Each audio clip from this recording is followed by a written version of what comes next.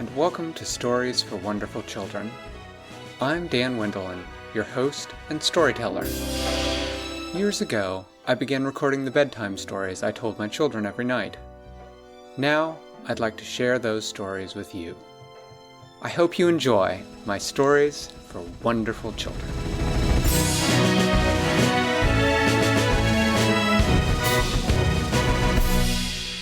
Once upon a time, there was a little princess. She was a sky princess, and she lived upon a cloud. It was a mostly white cloud, with some very nice little blue areas of it. It was just the right size for her. It gave her enough room for her nice fluffy bed made out of clouds. It gave her enough room for her cloud boat that she would get on when she wanted to ride to a different cloud, like her parents' cloud. It had a spot for her to keep all her clothes, and it had a spot for her to keep all her toys. Her favorite toys were her wands. She liked to use her sky wands in order to make the clouds around do things. She would point her snow wand at a cloud and say the magic words, icy kadicey, and the cloud would begin to drop snow from the bottom of it. Or she would get her rain wand, and she would point it at a cloud, and she would say, drippy kabippy, and the cloud would begin to drop rain on the earth below. The Sky Princess liked to sort of hang with her head over the side of her cloud, looking down at the ground below, and depending on what she thought it looked like they needed, she would use her wands. When they were passing over farms that looked dry and the plants looked thirsty, she would point at all the clouds she could find around her, saying drippy kabippy, drippy kabippy, drippy kabippy, drippy kabippy, until rain was just pouring from the sky down over the crops, making them grow. When she passed over hills that had children on them that looked like they wanted to sled, she would make it snow so that the hills would be covered with white and slick and icy, so that the children could play on them and build snowmen and throw snowballs and slide down on their sleds. One day she decided that it had been a little while since she had seen her parents, and so she boarded her cloud boat and she rode through the sky to the great giant palace of a cloud where her parents, the king and the queen of the sky, lived.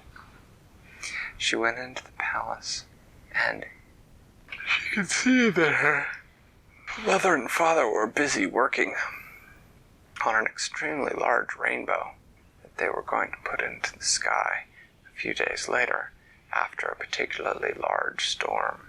She said, "Hi, Mommy. Hi, Daddy. What are you doing?"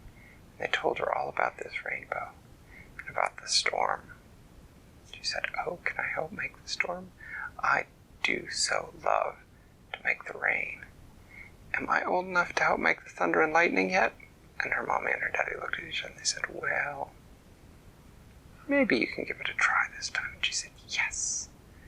And so when the day came for the big storm, the clouds were passing over an area that had not had much rain in quite some time. It really needed rain.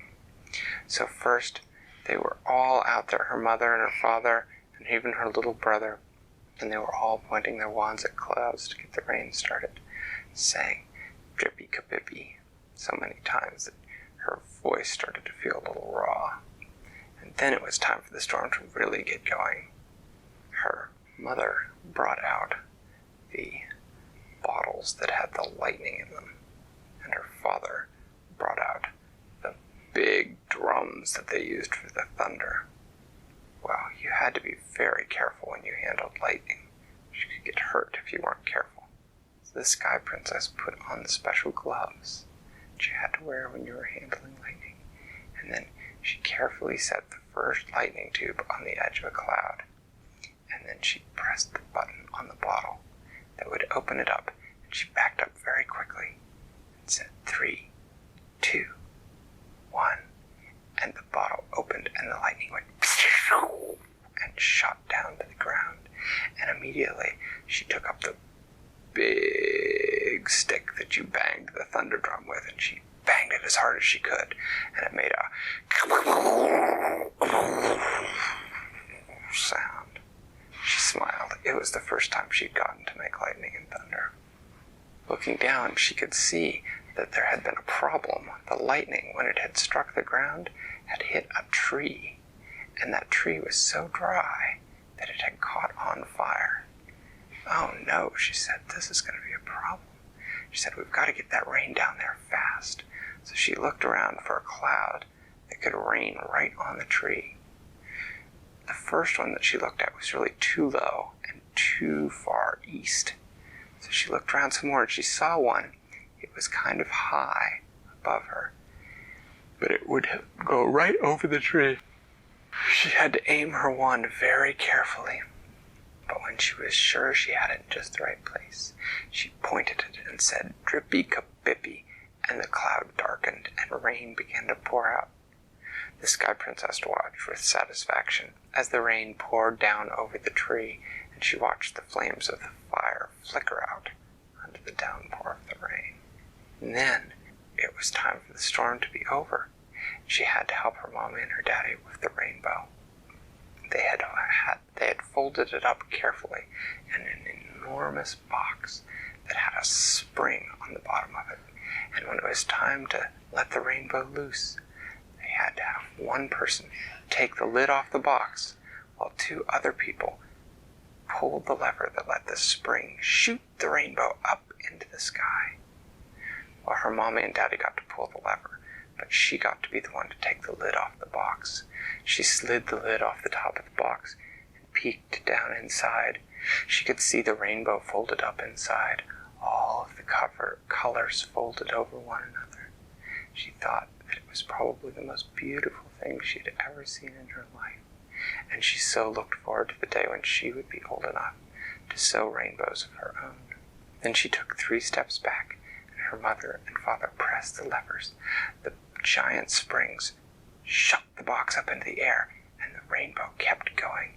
It unfolded in a beautiful arch across the sky, from their cloud down to the ground.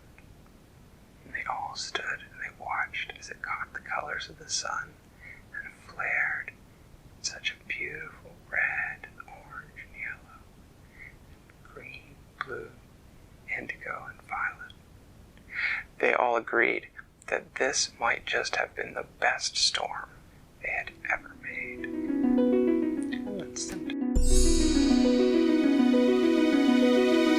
Thanks for listening to Stories for Wonderful Children. I created, told, and edited today's story. Questions and witty commentary were supplied by my children. The music was composed by Brandon Thompson. If you enjoy the show, please tell someone about it, or leave a review on your podcast provider.